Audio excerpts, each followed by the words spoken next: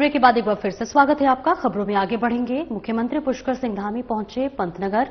उत्तराखंड राज्य स्थापना रजत जयंती वर्ष के अवसर पर आयोजित कृषक सम्मेलन में शिरकत की। कार्यक्रम में कृषि मंत्री गणेश जोशी उपस्थित हैं। आइए अब आपको सीधे लिए चलते हैं गोविंद बल्लभ पंत कृषि एवं प्रौद्योगिक विश्वविद्यालय पंतनगर, जहां कृषि मंत्री गणेश जोशी और मुख्यमंत्री पुष्कर सिंह धामी सम्मेलन में उपस्थित जनसमूह को संबोधित कर रहे हैं। मुझे एक बार यहां पर आया था, 9 बजे से लोग यहां पर आना शुरू हो गए थे। अब मैं देख रहा हूं कुछ लोग बैठे बैठे थक गए हैं और दाएं बाएं भी जा रहे हैं। मैं समझ सकता हूं। मैं आप सबका इस अवसर पर वंदन करता हूं और मेरे मीडिया के मित्रों, आज भारत एक कृषि प्रधान देश है। देश की जीडीपी में जहां कृषि का बहुत योगदान है और माननीय प्रधानमंत्री जी जितनी चिंता सीमा में बैठे जवान की करते हैं, उतनी चिंता देश के किसान की करते हैं। प्रधानमंत्री बनने के बाद सबसे पहले मोदी जी ने तीसरी बार जब बने, किसी पत्रावली पर सिग्नेचर किए तो वह किसान सम्मान निधि की थी। 10 करोड़ किसानों के खाते में सीधा सीधा डीबीटी के माध्यम से पैसे भेजने का काम देश के प्रधानमंत्री मोदी जी ने किया। और आज उनके पचंदों पर चलते हुए हमारे युवा मुख्यमंत्री लगातार कृषि को आगे ले जाने का काम कर रहे हैं, जिसकी जिम्मेदारी मुझ पर है। और मैं दावे के साथ कह सकता हूं, इन 25 सालों में इस क्षेत्र में कृषि का क्षेत्र हो, हॉर्टिकल्चर का क्षेत्र हो, हमने बहुत तरक्की की है। नए नए उद्योग यहां पर आए, इंफ्रास्ट्रक्चर के नाम पर काफी जगह चली गई। हमारा खेती का क्षेत्रफल 2,10,000 हेक्टेयर कम हुआ, लेकिन उसके बावजूद भी हमारा उत्पाद 3 लाख टन बढ़ गया। ये इस बात का प्रतीक है, इस बात का संकेत है कि कृषि के क्षेत्र में हमारे किसान, हमारा विभाग अग्रणीय काम कर रहा है। हॉर्टिकल्चर के क्षेत्र में आज जो एप्पल, जो हमारी मुख्य फसल है, हम कश्मीर व हिमाचल के बाद तीसरे नंबर पर हैं। लेकिन आज मुख्यमंत्री जी के प्रयासों से जो हम नई नई तकनीक लेकर आ रहे हैं, जो हाई डेंसिटी का एप्पल हम लेकर आ रहे हैं, 2030 तक हम कश्मीर और हिमाचल के बराबर होंगे। ये मैं यहां पर कहना चाहता हूं। आज हमारी सरकार ड्रैगन फ्रूट के लिए पॉलिसी लेकर आई है, जो इस क्षेत्र में भारी मात्रा में होता है। एप्पल के लिए पॉलिसी लाई है, कीवी के लिए पॉलिसी लाई है, मिलेट्स के लिए पॉलिसी लाई है, पॉलीऑर्चिड के लिए पॉलिसी लाई है, जिसके माध्यम से किसान अपनी आय को बढ़ाने का काम कर रहे हैं। स्थापना के 25 साल पूरे कर चुका है, तो इस अवसर पर मैं उन सभी किसान भाइयों को भी नमन करता हूं, जिन्होंने उत्तराखंड निर्माण के सपने को साकार करने में अपना योगदान दिया और बीते 25 वर्षों में राज्य को आत्मनिर्भर बनाने के लिए अतुलनीय योगदान दिया है। साथियों, आज का ये सम्मेलन केवल कृषि संबंधी योजनाओं की चर्चा हेतु एक कार्यक्रम मात्र नहीं है, बल्कि उत्तराखंड के हमारे सभी किसान भाइयों और उनके परिवारों के प्रति राज्य सरकार की तरफ से कृतज्ञता प्रकट करने का एक अवसर भी है। देश के संतुलित विकास के लिए यह अत्यंत आवश्यक है कि हमारे किसान भाइयों की परेशानियां कम हो, वो सशक्त बने, उनको हर क्षेत्र में आगे बढ़ने का अवसर मिले, सरकार की योजनाएं उनकी सहायक बने, क्योंकि किसानों के सशक्तिकरण के बिना राष्ट्र का सशक्तिकरण अधूरा रहेगा। आदरणीय प्रधानमंत्री श्री नरेंद्र मोदी जी के विकसित भारत के निर्माण का सपना भी तभी साकार हो सकता है जब हमारा किसान हर प्रकार से विकसित हो, हर प्रकार से आत्मनिर्भर हो। हम सभी जानते हैं, भारत अनादिकाल से ही एक कृषि प्रधान देश रहा है खेती किसानी के इर्द गिर्द ही हमारा समाज विकसित हुआ है। हमारी परंपराएं पोषित हुई हैं और हमारे पर्व त्योहार किसानों के आसपास और उनके पर्व निर्धारित हुए हैं। हमारे शास्त्रों में भी लिखा है, कृषि धन्या कृषि मेध्या जंतो नाम जीव नाम कृषि, अर्थात कृषि संपत्ति और मेधा प्रदान करती है और कृषि मानव जीवन का आधार है। इसलिए आज हमारे करोड़ों किसान इस विचार को आधार मानकर मानवता की सेवा कर रहे हैं।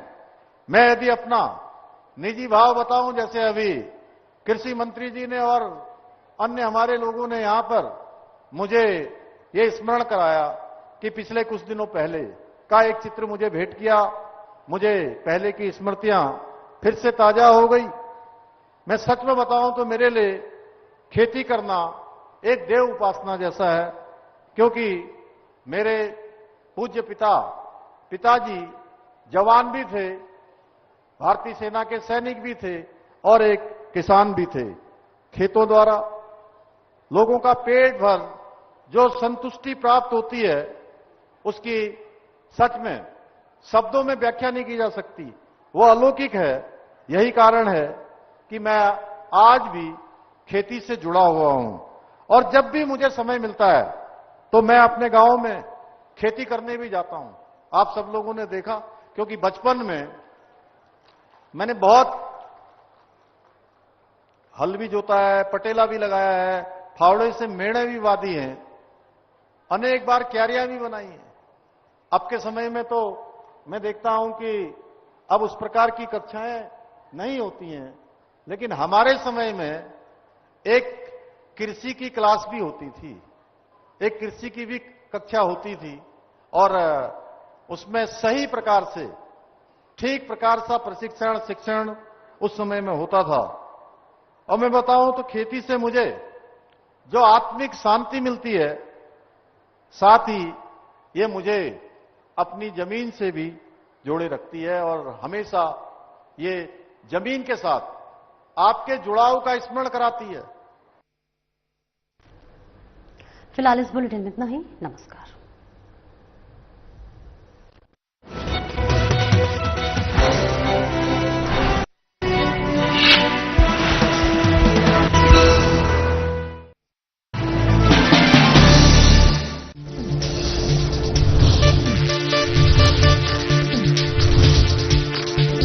साधना इंस्टीट्यूट के छात्र हर साल नए नए जगहों पर नए नए संस्थानों पर काम करने के लिए जाते हैं, उन्हें प्लेसमेंट मिलता है और साथ ही साथ वो संस्थानों का और साधना इंस्टीट्यूट का नाम भी रोशन करते हैं। तो अगर आप इलेक्ट्रॉनिक मीडिया मास कम्युनिकेशन में अपना करियर बनाना चाहते हैं तो साधना इंस्टीट्यूट आपके लिए एक सबसे बढ़िया विकल्प है। कुछ लोग खाते पीते तो बहुत बढ़िया हैं, पर फिर भी उनकी सेहत नहीं बनती। पिचके हुए गाल हैं, हड्डियां निकली हुई हैं, पैंटें ढीली हैं, कपड़े जचते नहीं, कोई पर्सनैलिटी नहीं। ऐसे लगता है इधर से खाए जा रहे हैं उधर से निकले जा रहा है, क्योंकि उनका पाचन तंत्र खराब है। और जब तक के पाचन तंत्र दुरुस्त नहीं होगा, वो जितना मर्जी अच्छे से अच्छा खा ले, उनकी सेहत नहीं बन सकती। इसलिए हमारी संस्था सन्यासी आयुर्वेदा ने एक ऐसी दवा का निर्माण किया है जो कि आपके लिवर को, आपके पाचन तंत्र को दुरुस्त करने का काम करती है, ताकि आप जो भी खाएं उसका पूरे का पूरा निचोड़ आपके शरीर को लगे, आपकी भूख बढ़े, खाया पिया सही से लगे, नया खून बने, हड्डियों में जान आए, वजन बढ़े और आप मोटे तगड़े खूबसूरत पर्सनैलिटी के मालिक बन जाएं। सिर्फ 655 रुपए की पूरे 1 महीने की दवा होती है और आप इसे घर बैठे 01145454545 पर फोन करके दवा मंगवा सकते हैं।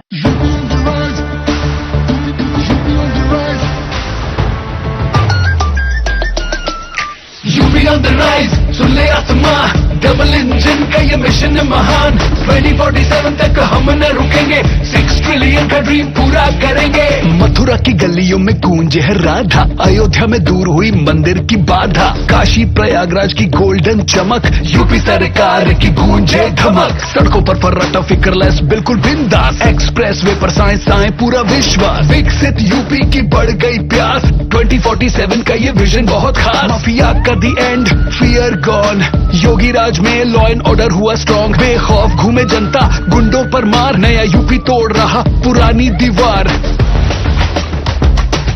यूपी ऑन द राइज, सुन ले आसमां, डबल इंजन का ये मिशन है महान। 2047 तक हम न रुकेंगे, 6 ट्रिलियन का ड्रीम पूरा करेंगे। क्या रंग खिला, क्या रूप सजा, मैंने ही नहीं दुनिया ने कहा।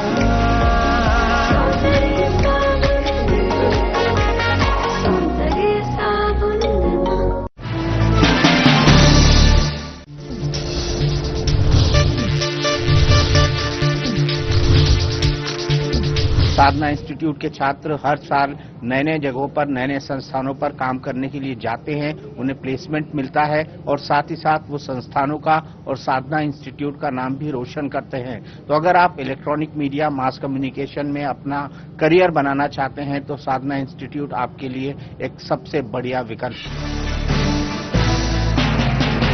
क्या रंग खिला, क्या रूप सजा, मैंने ही नहीं दुनिया ने कहा।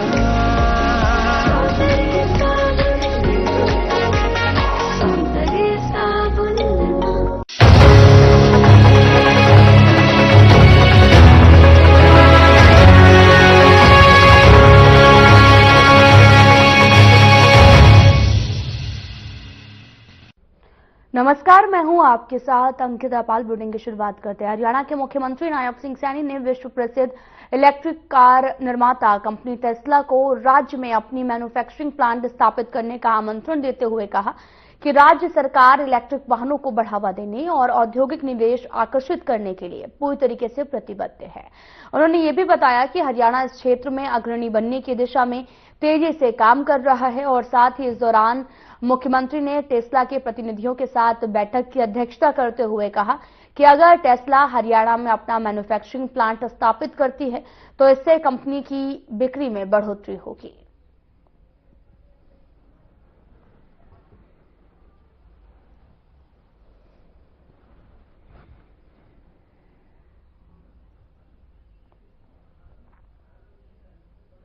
हरियाणा के मुख्यमंत्री नायब सिंह सैनी ने महान स्वतंत्रता सेनानी, विचारक, शिक्षक और पत्रकार श्रद्धेय विपिन चंद्र पाल की जयंती पर श्रद्धांजलि अर्पित करते हुए नमन किया। अपने एक्स पर पोस्ट करते हुए लिखा कि विपिन चंद्र पाल ने भारत की स्वतंत्रता के पथ को नई ऊर्जा, नए विचार दिए हैं। नया आयाम देने के लिए हम उनके कृतज्ञ भाव से आज भी उनका स्मरण करते हैं। उनके आदर्श हमें सदैव राष्ट्रहित में दृढ़ संकल्प के साथ आगे बढ़ाने की प्रेरणा देते रहेंगे।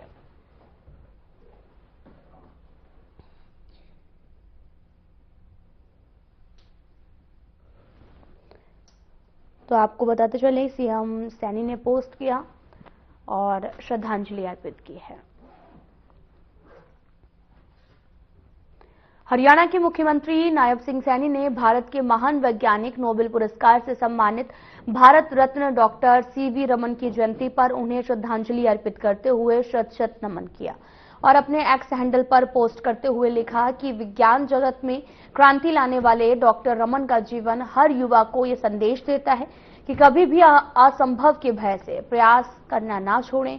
उनकी वैज्ञानिक जिज्ञासा और ज्ञान के प्रति समर्पण ने न सिर्फ भारत का गौरव बढ़ाया बल्कि विश्व को नई दिशा भी दी है।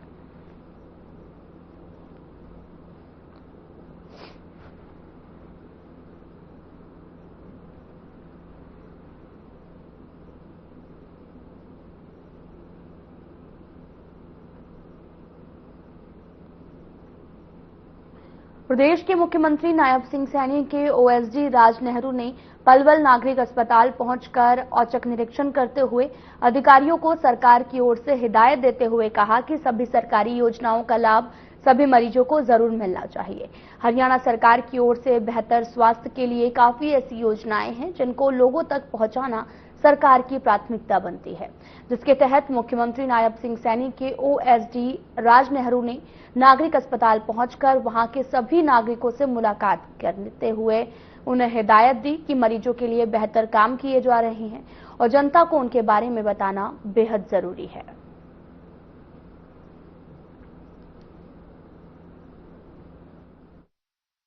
ओएसडी साहब ने हमारे यहाँ औचक निरीक्षण किया और उन्होंने सिविल अस्पताल को चुना इस निरीक्षण के लिए सारी स्वास्थ्य सुविधाओं में से। तो सिविल हॉस्पिटल में उन्होंने सारा निरीक्षण किया, ओपीडी देखी और हमारे जितने भी स्पेशल क्लिनिक्स चल रहे हैं, एनसीडी क्लिनिक देखा उन्होंने और एटीएफ सेंटर देखा और वार्ड्स भी देखे उन्होंने। फिर वो स्पेशली आईसीयू में भी गए देखने के लिए। तो ये सारी सुविधाएं उन्होंने देखी। मरीजों की तादाद भी काफी थी, तो उन्होंने वो सब एप्रिशिएट किया और उन्होंने कोई ऐसी खामियां उनको ज्यादा उन्होंने कुछ बताई नहीं, पर उनकी तरफ से हमारे लिए कुछ सजेशंस थे जो बहुत ही वैल्यूएबल सजेशंस उन्होंने हमें दिए कि हम जो भी इम्प्लीमेंट कर रहे हैं, सरकार की तरफ से जो भी प्रोग्राम्स चल रहे हैं, उनकी असेसमेंट जो है वो हम और अच्छे तरीके से करें कि हमने जितनी ट्रीटमेंट कर रहे हैं उससे कितना फायदा लोगों को मिल रहा है। एक प्रोजेक्ट की तरह से उसको डेवलप करें और उसमें देखें। हरियाणा के परिवहन मंत्री अनिल विज ने यमुनानगर के प्रताप नगर में हुई दुखद बस दुर्घटना के संबंध में जांच के आदेश जारी किए हैं। उन्होंने कहा कि विभाग के वरिष्ठ अधिकारियों को यह सुनिश्चित करने के निर्देश दिए गए हैं कि हादसे की हर पहलू से जांच की जाए, चाहे वह बस की तकनीकी स्थिति को हो या फिर चालक की लापरवाही। हादसे में एक छात्रा की मौत हो गई है और अन्य घायल हो गए हैं, जिनका इलाज जारी है। इस पर विज ने कहा कि दोषियों के खिलाफ सख्त कार्रवाई की जाएगी। क्या वो ठीक थे जिस वक्त वो ये बयान दे रहे थे? 2 करोड़ में से 25 लाख वोटों को जाली कह रहे, इसका मतलब हर 8वीं वोट चाहिए। और प्रश्न इससे आगे भी ये उठता है कि माना किसी वोट गलत बन, कई बार एम्प्लॉय ट्रांसफर हो जाते हैं, दूसरी जगह बनवा लेते हैं, पहली जगह नहीं करते। कुछ लोगों की डेथ हो जाती है, लिस्ट में दुरुस्त नहीं किया जाता। पर आपका जो पोलिंग एजेंट वहां बैठा हुआ था वो क्या कर रहा था? उसने क्यों नहीं चेक किया? उसने क्यों नहीं चैलेंज किया? उसकी चैलेंज बनती है। अगर एक औरत ही 20 वोटें डालती है तो उसको चैलेंज क्यों नहीं किया उसने?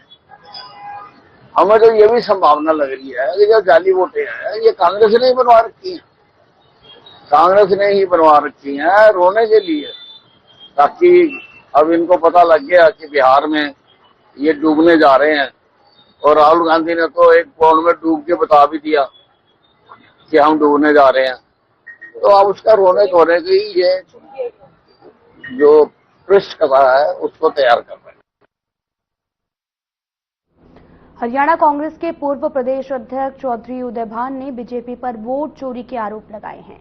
होडल में आयोजित प्रेस वार्ता के दौरान उन्होंने कहा कि राहुल गांधी द्वारा लगाए गए वोट चोरी के आरोप पूरी तरीके से सबूतों पर आधारित हैं। उदय भान ने कहा कि चुनाव आयोग के आंकड़ों के अनुसार 90 विधानसभा क्षेत्रों में 15,175 वोटों में गड़बड़ी हुई है। होडल विधानसभा में यूपी के बॉर्डर से जुड़े होने के कारण फर्जी वोटों का मामला सामने आया है, जिसकी शिकायत अदालत में चल रही है।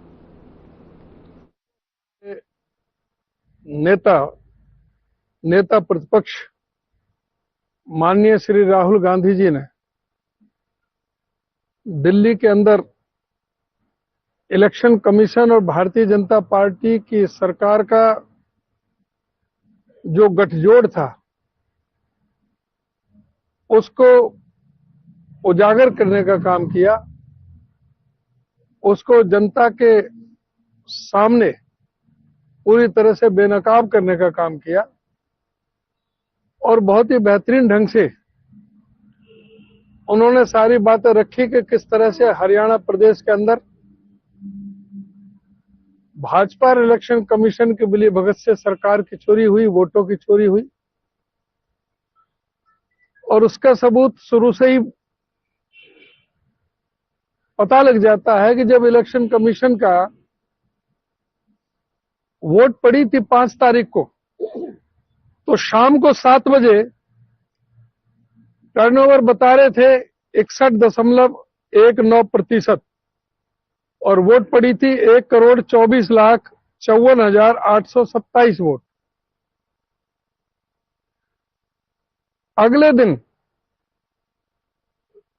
अगले दिन 6 तारीख को 11:15 बजे ये मत प्रतिशत बढ़कर के 65.65% हो गया। जो 1,24,54,827 वोट थी वो 1,33,62,631 वोट हो गई, यानी कि 9,07,804 वोटों का इजाफा हो गया। और उसके बाद फिर 7 तारीख को काउंटिंग से एक दिन पहले रात को 8:45 बजे, सुबह 8 बजे गिनती होनी थी, रात के 8:45 बजे वही आंकड़ा 65.65% से बढ़कर के 67.90% हो गया और वोट जो है वो 1,38,20,604 हो गई। वोटिंग वाले से और 2 दिन के अंदर 13,65,777 वोटों का इजाफा कर दिया। और ये सीधा है जो वोट का जो एडिशन हुआ, ईवीएम का मैनिपुलेशन हुआ, उसका ये कारण है।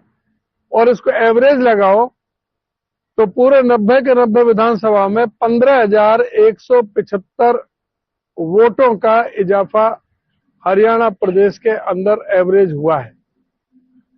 तो उससे पूरी तरह से लगता है कि भाई किस तरह से बहुत बड़ी धांधली इलेक्शन कमीशन के उससे ये हुई है।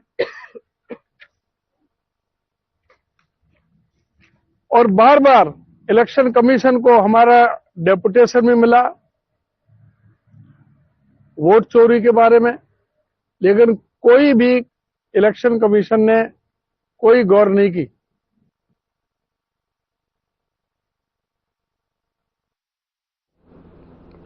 जेजेपी के राष्ट्रीय अध्यक्ष डॉक्टर अजय सिंह चौटाला ने हरियाणा के रेवाड़ी में कार्यकर्ताओं को संबोधित करते हुए कहा कि बिहार में तेजस्वी यादव के नेतृत्व में गठबंधन की सरकार बनेगी, क्योंकि बिहार की जनता इस बार परिवर्तन चाहती है।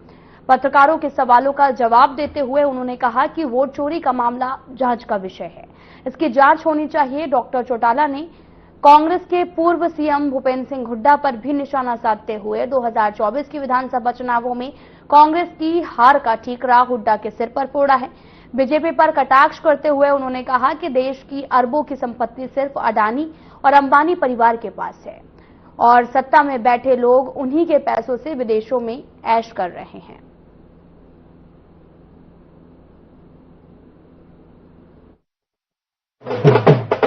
तो पूरे प्रदेश स्तर पे हमारा कार्यक्रम चल रहा है। हर जिला मुख्यालय पे इसी तरह की मीटिंग्स हो रही है। अब 2-3 जिले बाकी बचे हैं, इनमें भी इस तरह के कार्यक्रम को करके हम अपने संगठन को प्रभावी और मजबूत बना रहे हैं और उसके बाद हल्का स्तर की मीटिंगें शुरू करेंगे। जो वहां से खबरें आ रही है, वहां का जागरूक मतदाता जो कह रहा है कि वो परिवर्तन चाहता है और तेजस्वी के यादव नेतृत्व में सरकार बनाने का काम करें।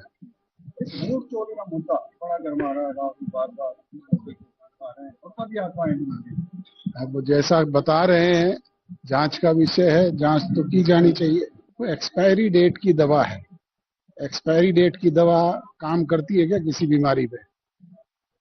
जो इनेलो छोड़ के कांग्रेस में गए, बीजेपी में गए, वापस कांग्रेस में गए, अब इनेलो में आ गए, तो चले हुए कारतूस हैं, इससे कोई फर्क पड़ने वाला। आप कह रहे हैं कि परिवर्तन प्रगति का नहीं आना, हम भी मानते जी। कितना भाजपा में परिवर्तन आएगा आने वाले चुनाव? हमने अच्छे से अच्छे समय भी देखे और बुरे से बुरे भी देखे हैं। 10 की 10 लोकसभा सीट चौधरी देवीलाल जी हार गए थे और फिर 85 सीटें जीत करके हरियाणा प्रदेश में सरकार बनाने का काम किया था। तो परिवर्तन समय का नियम है, पतझड़ के बाद बसंत ऋतु आती है। हमने करनाल में पार्टी की प्रदेश कार्यकारिणी की मीटिंग 10 तारीख को बुलाई है और उस दिन वहां बैठ करके निर्णय लेंगे कि पार्टी का स्थापना दिवस किस जगह पे मनाया जाए।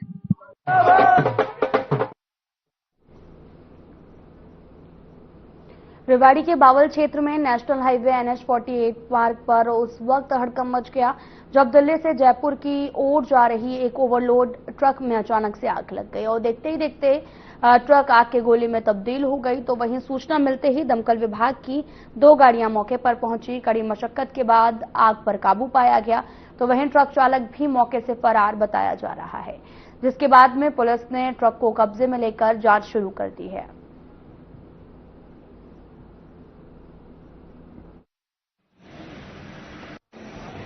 सर, हमें सूचना मिली कि नेशनल हाईवे गाड़ी में आग लग रही है।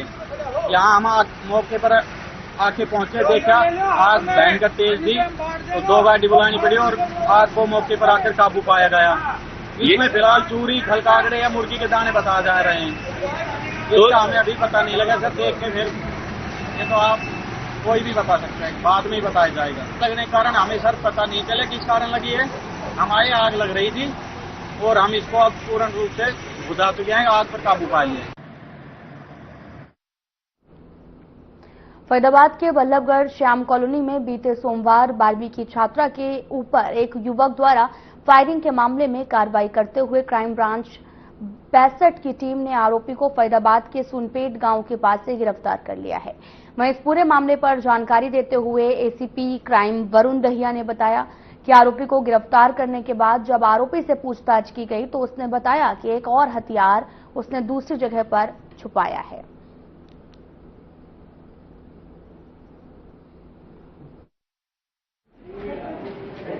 3 नवंबर की इवनिंग का एक घटना था शाम कॉलोनी में वल्लभगढ़ के अंदर। उस दौरान एक सस्पेक्ट ने एक युवती के ऊपर, जो 12वीं क्लास की छात्रा है, उसके ऊपर खुलेआम उसके ऊपर गनशॉट इंजरी से उसको घायल कर दिया। इस संबंध में तुरंत प्रभाव से उसका संज्ञान लेते हुए हमारे कमिश्नर श्री सतेंद्र गुप्ता जी ने त्वरित कार्रवाई करते हुए निर्देशन में 4 से 5 टीमें क्राइम ब्रांच गठित करी गई और ACP क्राइम मल्होत्रा के मार्गदर्शन में उन सभी टीमों को निर्देशित करा गया और त्वरित कार्रवाई करते उसको पकड़ने के लिए आदेश दिए गए। जो सस्पेक्ट था उसकी पहचान जो हुई मौके पर, जिसने इस वारदात को अंजाम दिया, वो जोगिंदर और धोनी और जतिन जो मंगला है, ये सरमथला पुलिस पोस्ट रिमोट गुड़गांव का रिहायशी था और यहाँ फरीदाबाद के अंदर कुछ समय से असिस्टेंट अकाउंटेंट के तौर पे एक इंस्टीट्यूट के अंदर काम कर रहा था।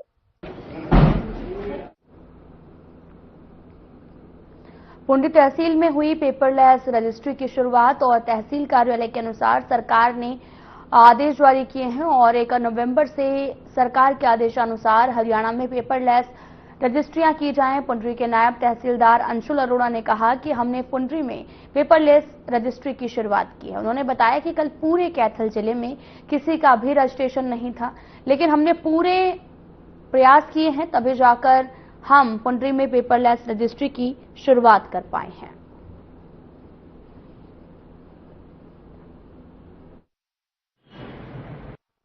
सेल की registration we have done through paperless system. जैसे कि गवर्नमेंट ने 1 नवंबर से पेपरलेस रजिस्ट्रेशन का सिस्टम न्यू स्टार्ट किया है, उसके तहत हमने आज एक सेल लीड की है रजिस्टर। कितने दिन बाद ये रजिस्ट्री हुआ? हमारे पास अपलोड होगी थी क्योंकि सैटरडे और संडे ऑफ था। ट्यूसडे को हमारे पास रजिस्ट्रेशन अपलोड हुई थी, हमने अप्रूव की एंड देन पार्टीज ने टोकन लेके आज रजिस्ट्रेशन कराई। तो आज 6 तारीख का 6 दिन बाद 7 दिन बाद रजिस्ट्री हुई? नहीं, 6 डेट तो है बट 1 और 2 को सैटरडे और संडे था, राइट। एक पीछे कल छुट्टी थी, वर्किंग हमारे पास 2 ही दिन थे। तो कहीं और रजिस्ट्री हुई है पूरी डिस्ट्रिक्ट कैथल? डिस्ट्रिक्ट कैथल में कल तक तो रजिस्ट्रेशन नहीं थी to the best of my knowledge. आज भी पता नहीं हुई है कि नहीं हुई, बट हमने पुंडरी में एक रजिस्टर किया। तो उपभोक्ताओं को क्या कहना चाहोगे? रजिस्ट्री करवाएं, अब क्या मैसेज? हम ये देंगे, आप मोबाइल से भी एक्सेस कर सकते हैं, लैपटॉप से एक्सेस करें। एक 2 पेज का फॉर्म है, उसको फिल करें और हम यहाँ से अप्रूव करेंगे एंड फर्दर जो आपको हमारे पास अपॉइंटमेंट देंगे with in the time period हम करके सेम टाइम रियल टाइम में डिलीवर कर रहे हैं। आज मैंने registry with in 2 to 3 minute. Faridabad के सेक्टर 59 स्थित इंडस्ट्रियल एरिया की गर्ग पॉलीमर नाम की कंपनी में अचानक से आग लग गई है। मौके पर पहुंची पुलिस और फायर ब्रिगेड की टीम ने करीब आधा दर्जन से ज्यादा गाड़ियों ने आग पर काबू पाया, बुझाने की कोशिश की और वहीं इस पूरे मामले पर जानकारी देते हुए थाना प्रभारी सेक्टर 58 ने बताया कि कंपनी के अंदर प्लास्टिक का काम होता है, जिसके चलते आग को बुझाने में देरी हुई है।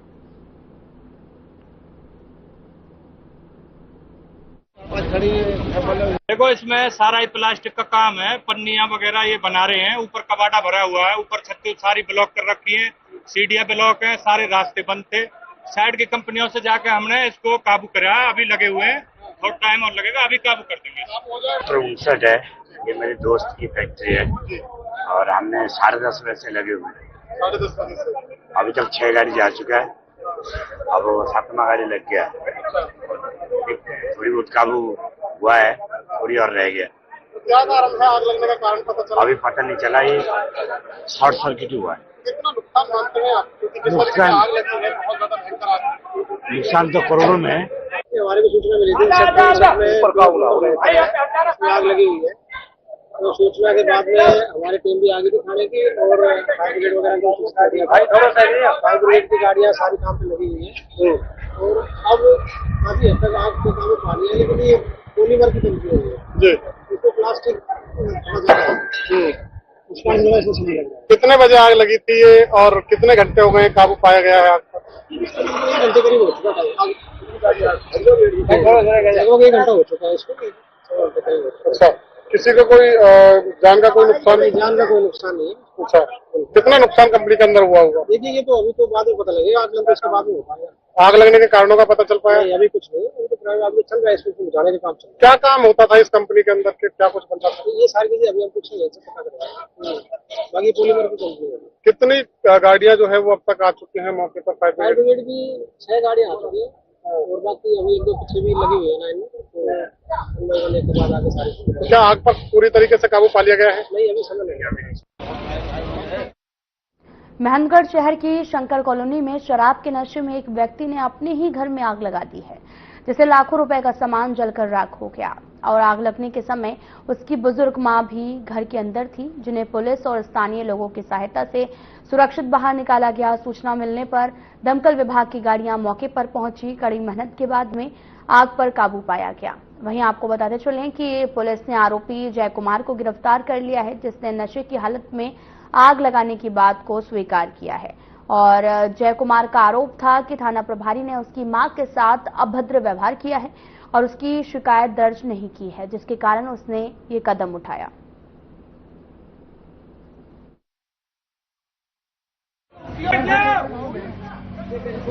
आशा पे बताया जा रहा है कि जो घर का लड़का है शायद उसने कुछ गलती कर दी, घर के अंदर वो था और उसकी मां था, तो दोनों को बचा लिया गया है। और सबसे बड़ी दिक्कत तो ये आ रही थी कि घर के अंदर 4-5 सिलेंडर बताए जाते हैं।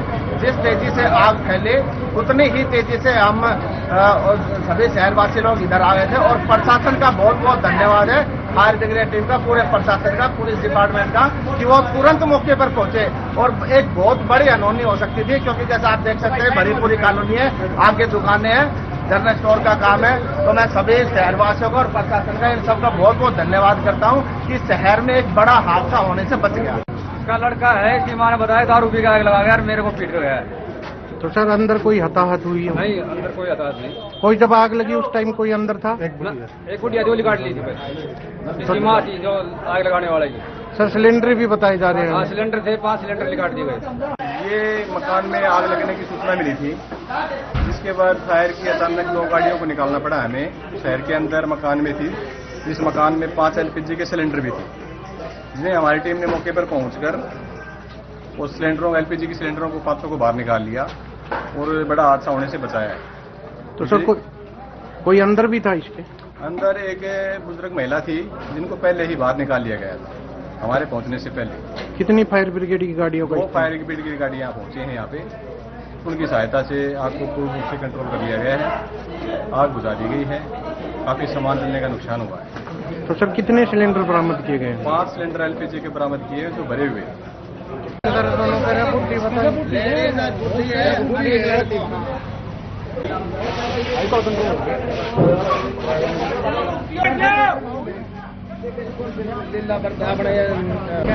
ये जरूरी है जानो।